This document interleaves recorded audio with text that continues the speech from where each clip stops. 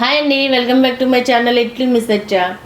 ఈరోజు మీకు చాట్ చేసి చూపిస్తున్నాను. పిల్లలు ఎంతో ఇష్టంగా తింటారు కదా బయటకు వెళ్ళినప్పుడు.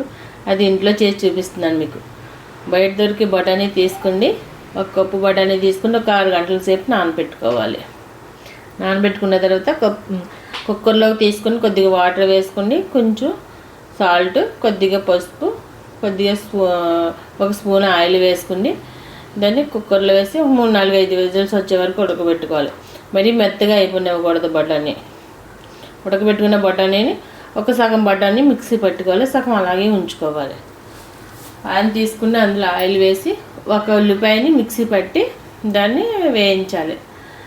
అల్లం వెల్లుల్లిపాయ పేస్ట్ కూడా వేసి స్మెల్ పోయేంత వరకు వేయించుకుని ఒక టమాటాని ప్యూరీ చేసుకుని దాన్ని కూడా అందులో వేసి వేయించాలి.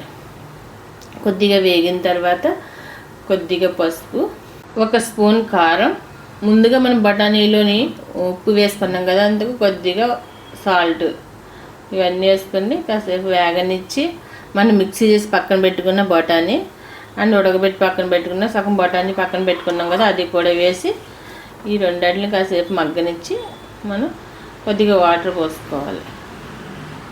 ఒక స్పూను జీలకర్ర పౌడర్, ఒక స్పూన్ ధనియాల పౌడర్ అండ్ ఒక స్పూన్ చాట్ మసాలా, ఇవన్నీ వేసి కాసేపు ఉడకనిచ్చి దాంట్లో కొద్దిగా వాటర్ వేసుకోవాలి. వాటర్ వేసుకుని అది దగ్గర పడేంత వరకు మనం ఉడకనివ్వాలి.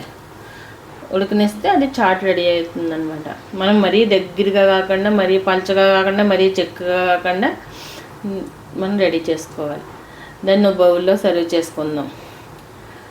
సన్నగా తరిగిన ఆనియన్స్, సన్నగా తరిగిన టమాటా ముక్కలు అండ్ కొత్తిమీర కూడా వేసుకుండి దానిపైన కార్న్ఫ్లెక్స్ వేసుకుంటే, కార్న్ఫ్లెక్స్ లేకపోతే సన్న మిర్చిలనే వేసుకోవచ్చు. ఇవన్నీ వేసి సర్వ్ చేసుకుని ఒక నిమ్మ చెక్క తీసుకుంటే దాన్ని నిమ్మరసం కూడా పిండుకుంటే మనకి చాట్ రెడీ అయిపోతుంది. వేడివేడిగా చాట్ రెడీ అయిపోతుంది. చాలా టేస్టీగా ఉంది. బయట బండి మీద దొరికే చాట్ ఎలా ఉంటుందో అలాగే ఉంది. ఇంట్లో మనం రెడీ చేసుకున్న చాలా టేస్టీగా కూడా వచ్చింది చాట్. అయితే అందరూ చాలా ఇష్టంగా కూడా తిన్నారు దీన్ని. Thank you for watching. Like చేయండి, షేర్ చేయండి, సబ్స్క్రైబ్ చేయండి.